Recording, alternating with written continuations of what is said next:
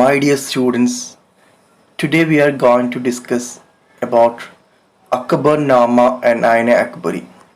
Akbarnama is actually an historical source to know about the period of Akbar and his way of administration.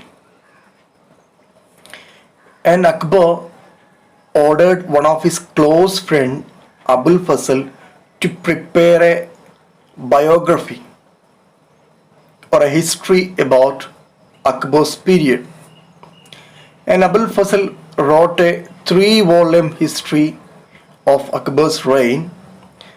The name of that book was Akbarnama.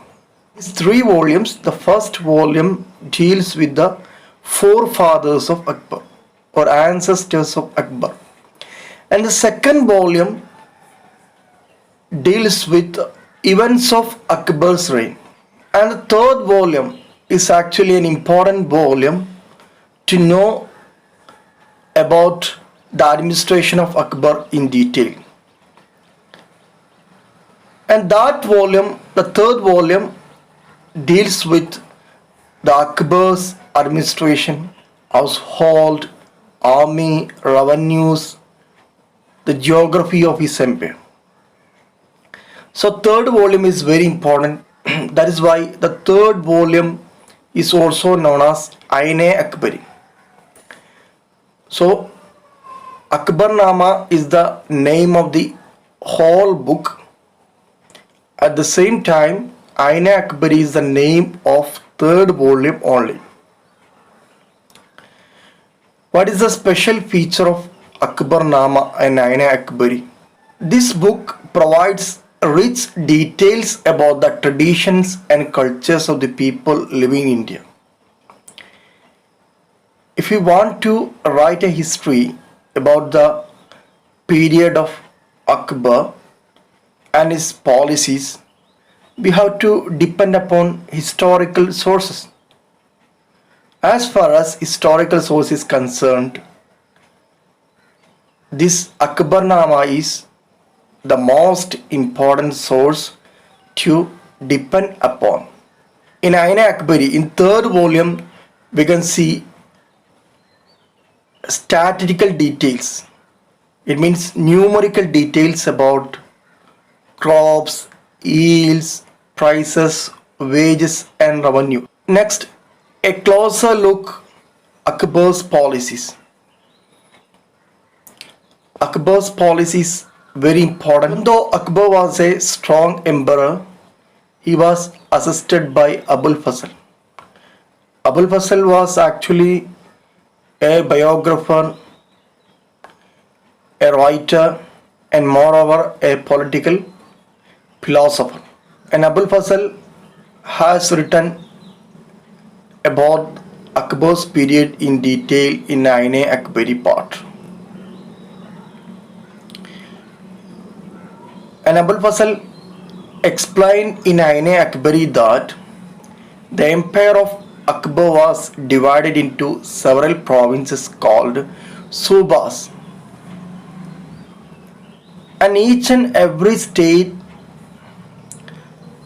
the empire of Akbar was divided into provinces called Subas. And each and every Suba was governed by a Subadar. Okay. It is actually like a governor who control over the state of today. And this Subadar carried out both political and military functions in the Subas. And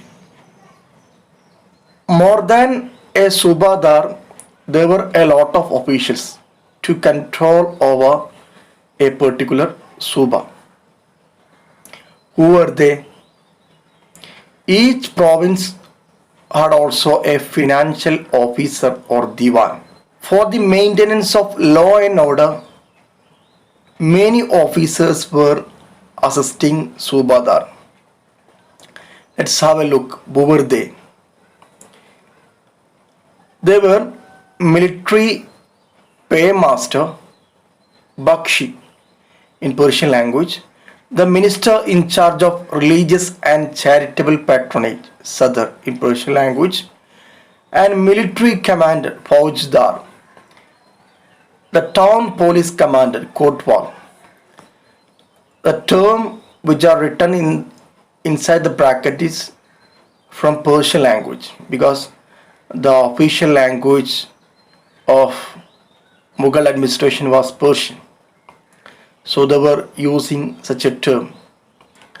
So we have understood one point that the empire of Akbar or the Mughal Empire during the period of Akbar was divided into several subas or provinces, and each and every suba or province was ruled by a subadar or governor, and subadar or governor carried out both political and military function. Not only subadar but also a lot of officials were working inside a province. Who were they? First one, financial officer or diwan. Second, for the maintenance of law and order, there were a lot of officials like military paymaster, Bakshi, ministry in charge of religious and charitable patronage, Sadr, military commanders, Faujdar, and the town police commander, Kotwal. So from a single paragraph of Ain-e-Akbari, we have got a detailed history about the period of Akbar. Next, we can see a column. Just let's have a look on that column. In that column, there is a description about the wife of Jahangir. Who was the wife of Jahangir? Noor Jahan. Noor Jahan was actually a title given to the wife of Jahangir. The actual name of his wife was Mehrunisa. Mehrunisa married the Emperor Jahangir in 1611 and received the title Noor Jahan. And Noor Jahan was actually very loyal and supportive to the Emperor Jahangir. And Jahangir was also very affectionate towards Noor Jahan.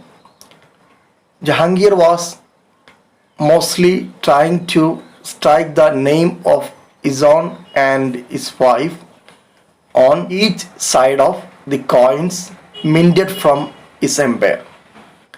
In this column you can see the picture of round seal and square seal. In the square seal we can see that command of Her Most Sublime and Elevated Majesty Noor Jahan Padshah Begum. It was the content of square seal. While the content of round seal was by the son of Shah Jahangir, she became as brilliant as moon. May Noor Jahan Padshah be the lady of age. Next we can continue the policies of Akbar. Actually Jahangir was the son of Akbar. Akbar's nobles commanded large armies and had access to large amounts of revenue. Akbar had maintained a large army and Akbar was earning a lot of revenue from different parts of the empire. Even though the people were very supportive to Akbar in the initial stage, by 17th century, many nobles of Akbar built their own network. They hesitated to be supportive to the empire. They also tried to become independent from the Mughal Empire. When Akbar was at Fatehpur Sikri during 1570s, he started discussion with the scholars of various religions, and he held discussion with the ulema of Muslim religion, Brahmanas of Hindu religion, Jesuit priests of Christian religion. Akbar also held discussion with Zoroastrians. Zoroastrianism was an ideology or religion that emerged in Iran, the old Persia. This discussion took place in Ibadat Khana. Ibadat Khana was actually a place arranged by Akbar to hold discussion with the scholars of various religion. When Akbar negotiated with various leaders, he could understand one thing, that some religious scholars emphasize some kinds of rituals and dogmas. Rituals means the customs and tradition of a particular area. Dogma means a statement or an interpretation declared as authoritative with the explanation that it would be followed without question. Dogma means a statement or an interpretation declared as authoritative with the explanation that it would be followed without question. So religious leaders were making a lot of statements, and they also asked the people that you should not question this statement at any cost. Akbar declared these intolerant scholars as bigots. Bigots means the people who are intolerant of others' religious beliefs and culture. Due to interaction with various religions, Islamic scholars were always fighting against Akbar. And Akbar was thinking that the teachings of intolerant scholars actually created division and disharmony among his subjects. And this eventually motivated Akbar to formulate a new idea. The name of that idea was Sulh-e-Kul, or universal peace. The idea of universal peace was promoted by Akbar. And what was the meaning of universal peace? It was an idea of tolerance, and it promotes that any human being should not be discriminated on the basis of religion or culture. And instead of religious diversity, or instead of religious ideologies, Sulh-e-Kul always focused upon honesty, justice, peace, and all other common system of ethics. Abul Fazl helped Akbar in framing the vision of governance around his idea of Sulh-e-Kul.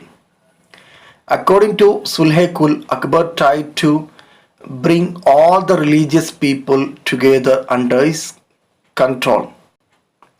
And he was tolerant towards the people of all religions, and there is a column. In that column you can see the description of Jahangir, Akbar's son, about his father's policy of Sulh-e-Kul. In that statement we can see that during the period of Akbar, the followers of all classes, creeds and religions were very active during the period of Akbar, and Akbar followed the principle of universal peace. According to Sulh-e-Kul, various sects of Hindu religions worshipped in a same temple, and Sunnis and Shias, two groups from Muslim community, prayed together in a same mosque, and also both Jews and Christians prayed together at the same church. This unity was actually the result of the universal policy of Akbar.